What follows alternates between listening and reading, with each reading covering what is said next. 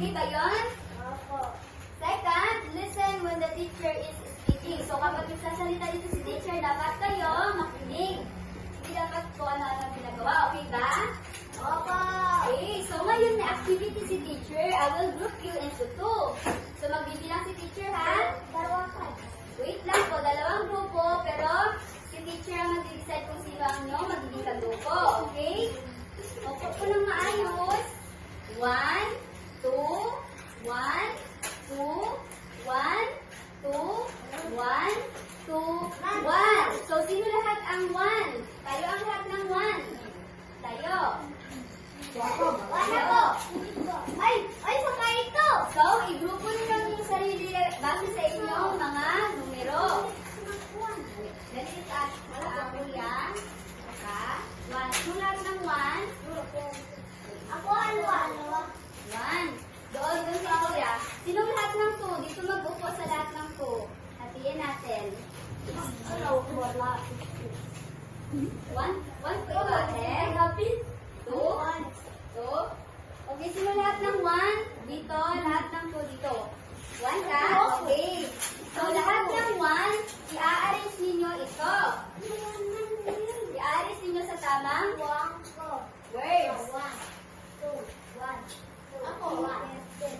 Okay. Sinong 1? Okay, 1 siya. Kilawan ni ate. Okay, dito si ate. Dito. Ikaw? Ito? 2 ka? Sinong lahat ng 1? Okay. I-arrange ninyo ito. I-arrange ninyo sa door. Dito sa likod ilagay ang tamang sagot. Okay?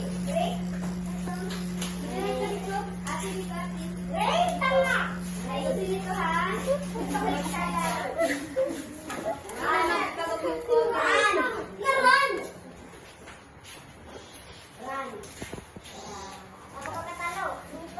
Naka-ano ito siya, hindi na sa...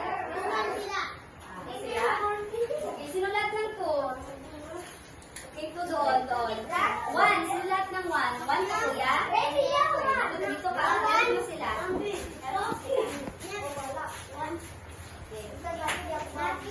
Yakit, tulungan kayo ni teacher. Anong tama?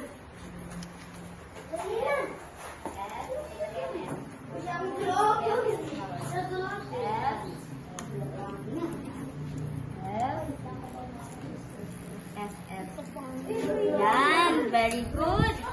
Ipa.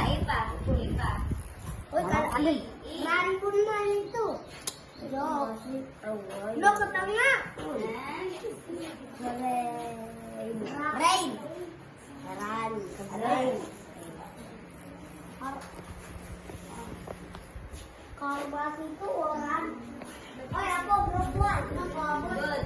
Dito naman sa kabila. Okay. Yan yung sagot ninyo. Sagot. Diba naka-answer ang word? Na kailangan i-arrange ninyo sa tamang sagot. Okay?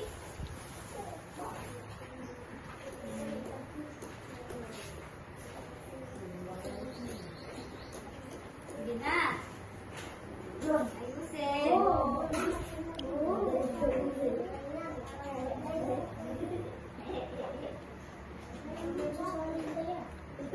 Yan ang sagot ninyo. Sigurado na ba na ito ang sagot? Okay, balik na kayo sa inyong kanya-kanyang mga buwan. Okay. So, ngayon, sasagutan na namin sa isa. Tama ba ang sagot? Upo na po. Upo na po. Upo na po. Ate. Upo na po. Kanina ito sinagutan. Kanina ito. What? Tamang sagot ng group 1, far. So, very good sila. Palakpakan natin. Dito naman, ano kabalikan ng far? Near. Far, near. Ibig sabihin, malayo at malapit. So, ngayon, ipapakita si teacher ng mga tanawin. Ano ito? Ano ito?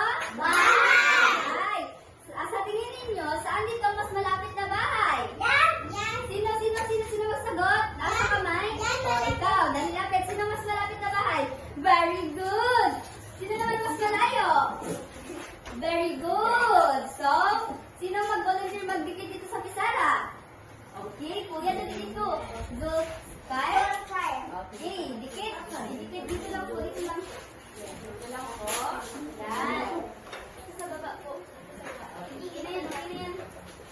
Yan. May another picture naman si teacher. Quiet lang po. May another picture si teacher. Ano ito? Uno. Ano ito? Kuya, ano ito? Opo po, opo. Opo, kuya. Opo na kuya. Ano ito? Makinig. Ano ito? Uno. Saan dito ang mas malapit? O, dali dito. Saan dito mas malapit? Ituro. Ay! Opo na. Si kuya. Saan dito mas malapit? Good. So, saan dito mas malayo? O, dali. Na. Sino makapag-ulit dito? Ate, dali. Kinauna si ate ha. Ilagay. Very good. May idea na ba kayo kung ano yung tatalakayin natin? Ano? Ate, ano? Ano yung tama? So, bago tayo magpupunta sa ating discussion, babasahin muna natin ang objectives. So, sino dito marunong magbasa? Opo lang po dun sa Juan. Sino marunong magbasa? Sige, basahin natin. Objectives. A. Identify objects in a drawing as near or far by looking at their size and position. B. Demonstrate space by drawing a big object near and a small object far. Okay, so ang topic natin ngayon is all about elements of arts, space. So may idea ka pala kung ano yung space? Na word? Space, ibig sabihin, pagitan. Yes, very good si kuya. Pagitan, ano nga? Very good. Ano yan? Oh, yes. So, may example dito si teacher. So, bago ko na magbigay si teacher ng example, babasahin na natin yung meaning niya. So, sabay-sabay. Kuya, makinig kuya. Magbasa tayo. Elements of arts. Space. Refers to the area around, between, and within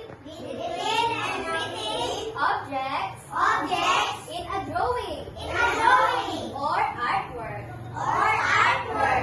It helps show which are far by using size and placement. Very good.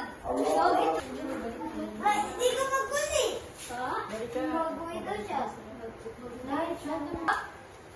saan dito ang mas malapit? Dito sa number 1. Very good. Ang mas malayo. Isa-isa lang muna. Mamaya ka number 2. Okay? Upo muna. So, number 2. Saan dito ang mas malapit? Oh, very good. Ang mas malayo. Very good. Saan dito mas malapit? Very good. Ang mas malayo.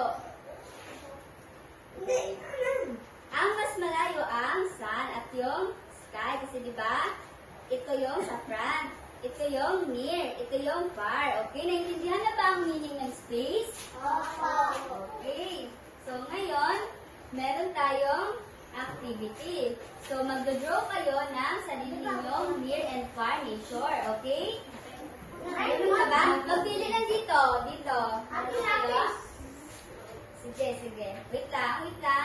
Isa-isa. Isa-isa. Upo lang po.